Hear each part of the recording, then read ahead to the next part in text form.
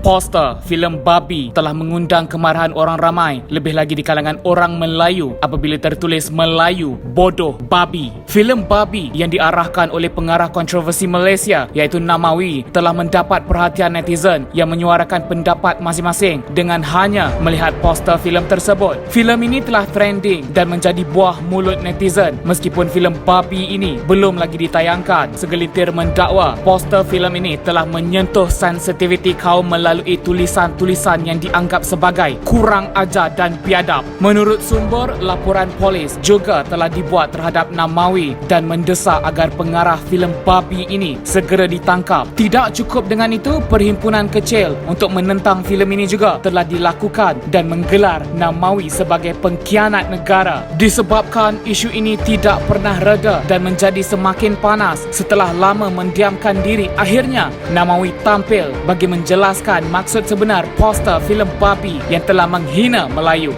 Penjelasan itu dikongsikan oleh Namawi di dalam sebuah video yang dilihat tidak berpuas hati dan bertindak untuk sekolahkan para netizen supaya tidak menilai sesuatu itu hanya dari luaran semata-mata. Namawi menegaskan bahawa sebenarnya mesej filem ini adalah tentang perpaduan kaum, bukannya untuk mencetuskan pergaduhan di antara kaum. Namawi atau nama sebenar Wee Meng Chi mengatakan filem Barbie ini berdasarkan kisah sebenar yang pernah terjadi, iaitu tentang rusuhan di sekolah melibatkan sekumpulan pelajar Samseng. Sebenarnya beliau ingin menekankan tentang perpaduan dan toleransi antara pelbagai kaum di Malaysia melalui filem Barbie ini dan berharap agar setiap kaum lebih harmoni dan muhibah, bukannya berpecah dan menyebabkan konflik di antara kaum.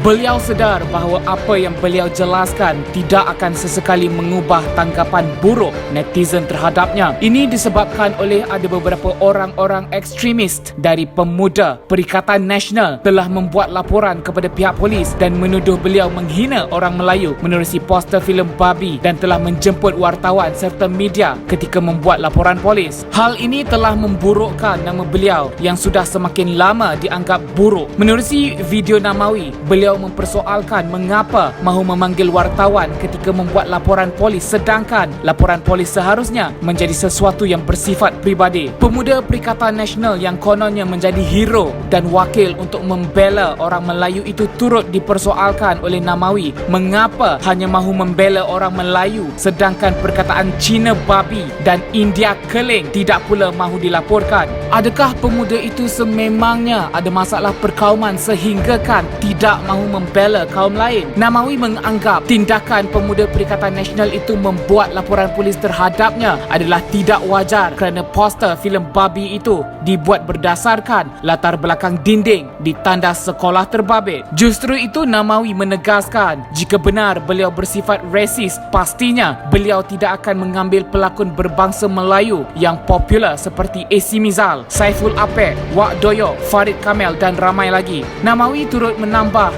beliau bukan sahaja mengambil pelakon dari bangsa Melayu tetapi juga India dan China. Selain itu, jika benar beliau mahu menghina kaum Melayu, pastinya beliau tidak akan sesekali meletakkan cari-kata bahasa Melayu di dalam filemnya. Difahamkan filem Barbie tidak akan ditayangkan di Malaysia tetapi hanya ditayangkan di festival filem antarabangsa di 4 tempat berbeza. Malah pihaknya tidak akan memohon kepada mana-mana pertubuhan bertanggungjawab di Malaysia untuk menayangkan filem berkenaan. Ini kerana ada segelintir ekstremis yang tidak tahu malu, suka menghasut dan sering menggunakan isu perkauman untuk mencapai tujuan politik demi kepentingan masing-masing. Namawi menegaskan pihaknya tidak menerima wang untuk menghasilkan karya ini dan juga tidak mendapat sebarang keuntungan dengan tayangkan filem tersebut di festival filem antarabangsa. Terdahulu Namawi pernah berdepan dengan kontroversi apabila beliau dengan lantangnya telah mengkritik kerajaan Malaysia sehingga menyebabkan beliau ditahan pihak polis. Sebagai makluman, filem Barbie ini telah tercalon dalam 4 festival filem antarabangsa iaitu Open World Toronto Film Festival kategori pengarah terbaik dan pelakon terbaik, Around International Film Festival Berlin Best Feature Film, International Thai Film Festival 2020 dan Taipei Golden Horse Film Festival